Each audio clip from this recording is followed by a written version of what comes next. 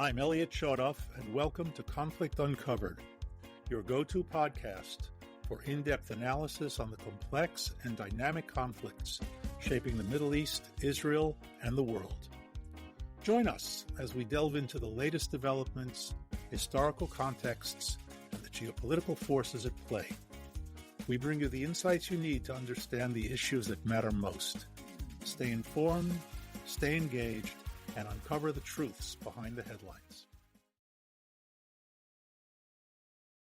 Hi and welcome. It's October 7th, the horrific day of the worst massacre in Jewish history since the Holocaust.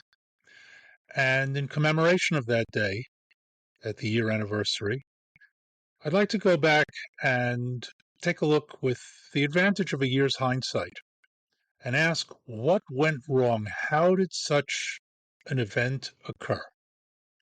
I'm going to actually do at least a couple of conversations on this because I think it takes more than just one. But if we break down the failure of October 7th, we can divide the issue essentially into two categories. There was an intelligence failure, and there was an operational failure. The two are somewhat related, but not 100%. And while today, in this conversation, I want to talk about the intelligence failure, in my opinion, the operational failure was far more critical, far more preventable, but I'm going to save that for another talk that I'll do in the very near future.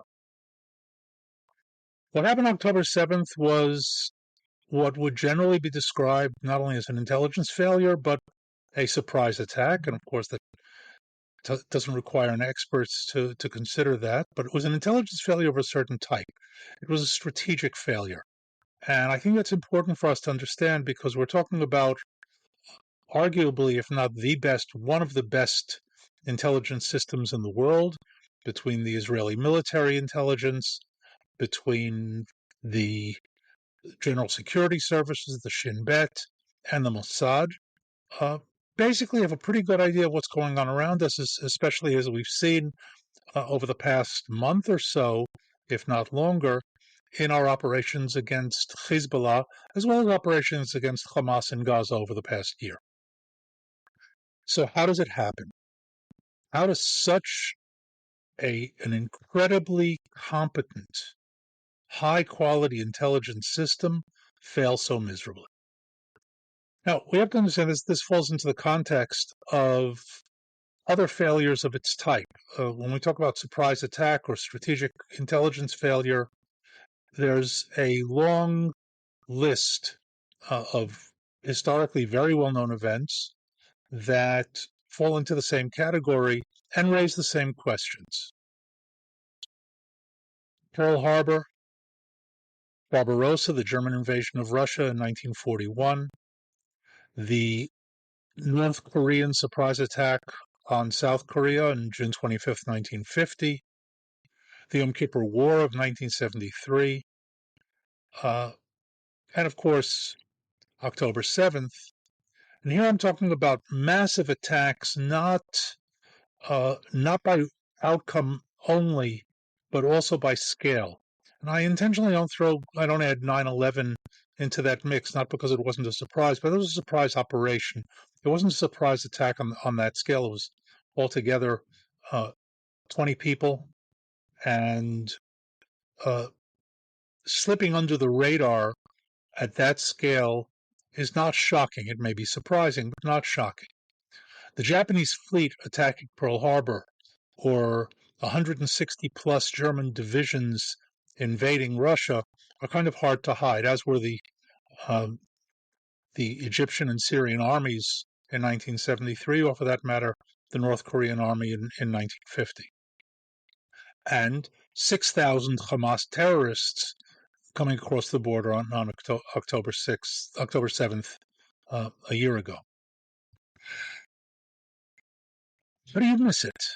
And one of the things that all of these have in common, all of these events, is not that there wasn't enough information, but rather in some cases that there was too much information. And here we have to look at things not with hindsight, but with foresight. Because with 2020 hindsight, it's very easy to see, well, they should have caught this and they should have caught that.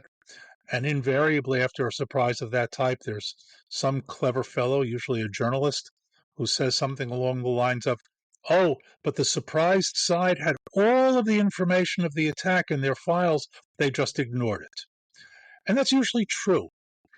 The problem with the hindsight foresight dilemma or issue is that in hindsight, you know precisely what you're looking for. In foresight, you have all of that information plus tons more information.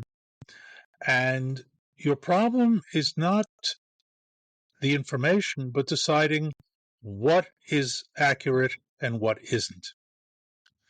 One of the early studies on Pearl Harbor came out in the early 1960s, Pearl Harbor Warning and Decision, written by Roberta Wallstetter. She coins the terms signals and noise, and it's the terms that continue in use professionally to this day. Signals, the real information, and noise, all the rest of that information that everybody is collecting and saying, well, maybe this is true, and maybe this is true, and maybe this is true, and only in retrospect do you see what was accurate and what wasn't, or what was predictive and what wasn't. But still, how do you miss it?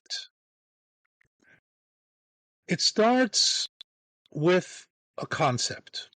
In other words, the problem, once again, we have the information. How do we fit it into the picture? And you fit it into picture by creating hypotheses, by creating theories. The problem, of course, human beings being what they are, your theory becomes your pet theory. Your pet theory becomes the way you see the world. The way you see the world then dictates how you analyze the information coming in. There's confirmation bias, there's cognitive dissonance, and there's also the natural inclination not to be the one who wants to cry wolf when typically nothing happens. And here, going back over all the cases that I mentioned, there were prior warnings of one type or another that didn't pan out. And you say, well, I'm not going to be the one who gets up and says something's going to happen, and then when it doesn't, everybody's going to laugh at me as some fearmonger or warmonger. In addition to that, Israel, from the leadership down, I'm talking about from the political leadership, Prime Minister Netanyahu, all the way down through the system, completely misread Hamas. Now, there are a whole bunch of reasons, too complex to go into in a short conversation. But here, let's say that the leadership, and again, starting with Netanyahu, basically made the classic error in thinking that the other side believes and thinks the way we do. Specifically, all they really want is to be able to earn a living, improve their standard of living, have a job, get a job, keep a job, have some more work permits, a little more commercial goods, material goods available to them, and that'll just keep them quiet.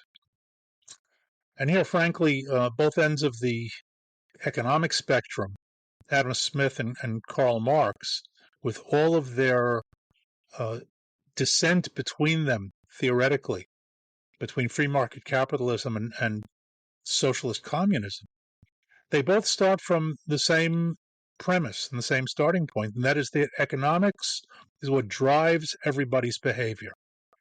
And in saying that, of course, they discount ideology, they discount religion, they discount belief systems that many of us have that override, not necessarily negate, but override the decision-making that we make on purely economic terms. When you're talking about a terrorist organization like Hamas, a jihadi organization, the economics of work permits and material goods have absolutely no influence whatsoever on their decision making. And that was completely missed by the leadership, once again, political and military in Israel. With that, it was believed that Hamas was deterred by the fear of an Israeli counterstrike. After all, we'd had numerous encounters over the past decade and a half. After each of them, Hamas, by our standards, came out on the losing end. By their standards, they came out on the winning end, and we couldn't understand that because we don't understand a system that says, I would much rather cause damage to you than have anything good happen to me. We don't think that way. Other people do. So Hamas looks at it all and says, we've got a plan, and we're really going to go after them. And in another talk, we'll go into what Hamas was thinking and how that contributed to the Israeli failure as well.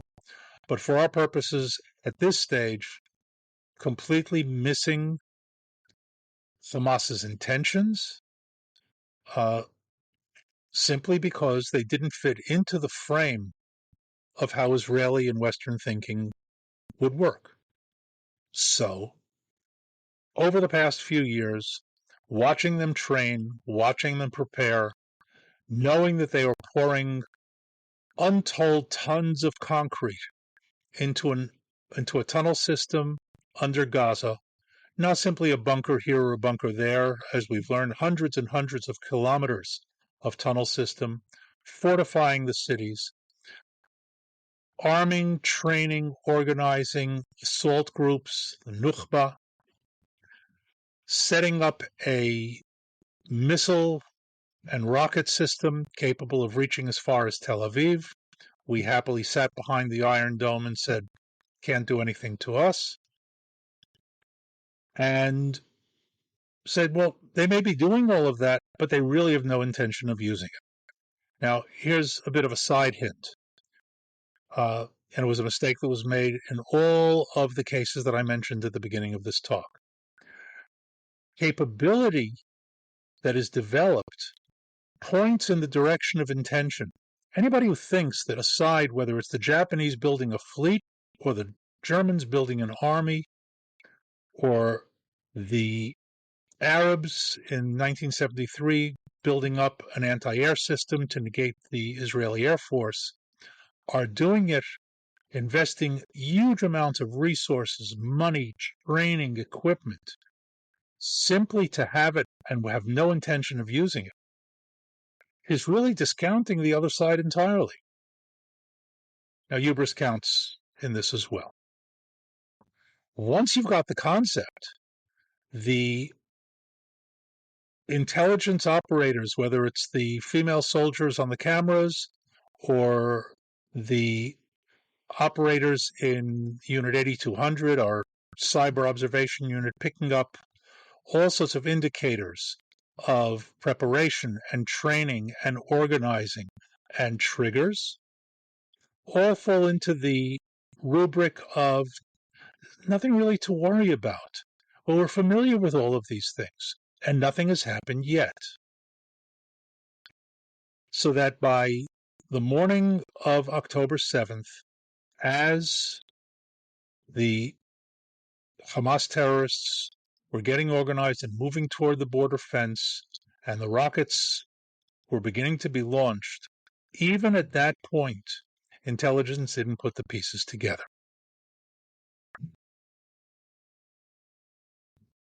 Deciding on the picture in advance and not allowing anything to disturb that picture is basically the source of the intelligence failure. I'm going to add one final point to this, and I'm going to come back to it when I deal with the operational failure, and that is that also over the years, with the Israeli military system, intelligence and operational, being so enamored with high technology, whether it's pure electronics, cameras, remotes, drones, robots, and the like,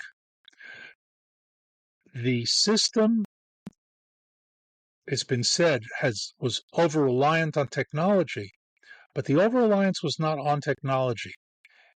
It was an over-reliance on the level of to the exclusion of everything else.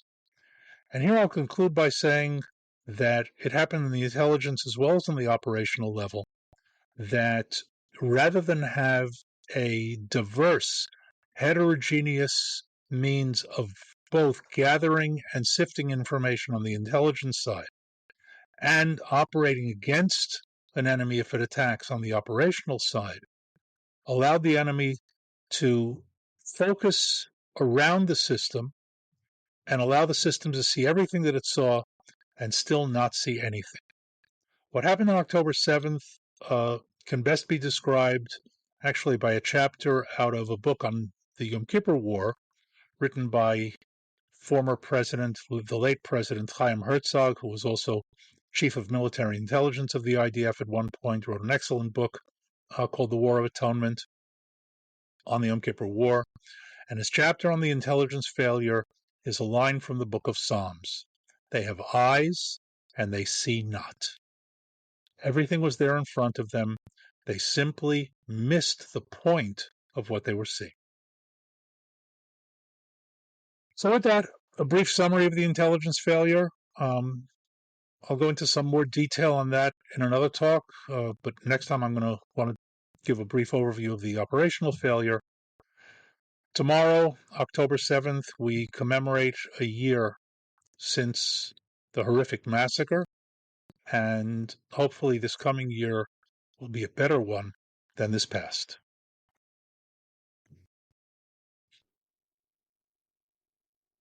Thank you for listening to Conflict Uncovered. As always, it's been another rough day in the Middle East. We hope you found this episode insightful and engaging. If you enjoyed this episode, please subscribe, share and recommend with your friends, and review our podcast on your favorite platform. For more in-depth analysis and exclusive content, join our community and follow us on social media. Stay tuned for our next episode as we continue to explore the critical issues shaping the Middle East and the world. Until next time, stay informed and stay safe.